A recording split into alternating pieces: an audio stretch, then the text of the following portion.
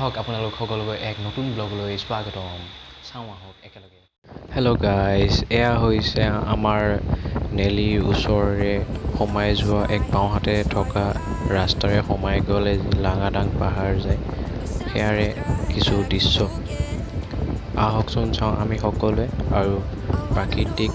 মনোমোহা দৃশ্যবোৰ আমি উপভোগ কৰোঁ এই ৰাস্তাটোৰে সোমাই গ'লে গুলুগুলজি আৰু লগতে নানান ধৰণৰ গাঁও যোৱাই লাঙাদাং এনেদৰে গাঁও পোৱা যায় দৃশ্যবোৰ বৰ ধুনীয়া চাবলৈ আহক আপোনালোক এয়া আমি গৈ আছোঁ ৰাস্তাৰ মাজে মাজে আৰু ছাইডৰ ফালে যি আছে গছ গছনিৰে ভৰা আৰু লগতে পাহাৰসমূহ আমি এয়া পাহাৰত উঠি উঠি গৈ আছোঁ লাহে ধীৰে ধুনীয়াকৈ চাই দৃশ্যবোৰ উপভোগ কৰি গৈ আছোঁ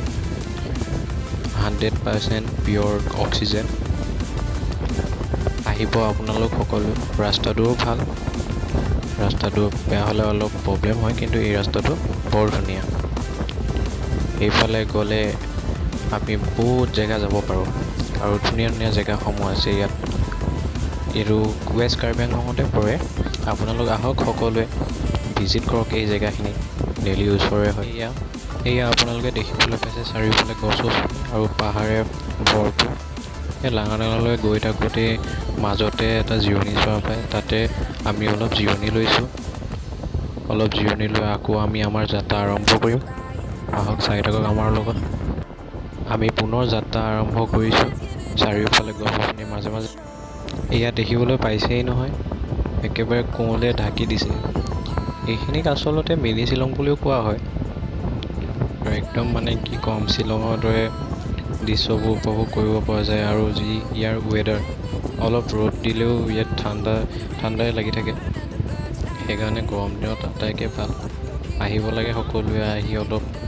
ধুনীয়া ধুনীয়া পৰিৱেশৰ লগতে যি ইয়াৰ ঠাণ্ডা বতাহ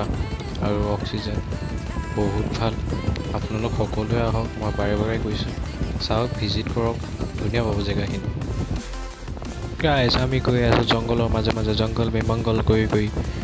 এয়া চাওঁ কিমান ধুনীয়া পৰিৱেশ এনেকুৱা ধুনীয়া পৰিৱেশ যে আমাৰ ওচৰে পাঁজৰে আছে আমি গমকে নাপাওঁ এয়া দেখিবলৈ পাইছেই নহয় ইমান ধুনীয়া ধুনীয়া পাহাৰবোৰ দেখিবলৈ ভাল লাগে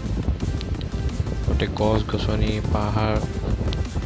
আৰু ৰাস্তাও ইমান ভাল যে মানে আহিলেও গমেই পোৱা নাযায় এয়া চাওক গৈ আছোঁ ধুনীয়াকৈ আমি ধুনীয়া পৰিৱেশ একদম ঠাণ্ডা ঠাণ্ডা কুল আৰু জংঘলৰ মাজে মাজে গছ গছনি এয়া দেখিবলৈ পাইছেই আবেলি হোৱাৰ লগে লগে মানুহবোৰ নিজৰ ঘৰলৈ প্ৰস্থান কৰিছে এয়া নিজৰ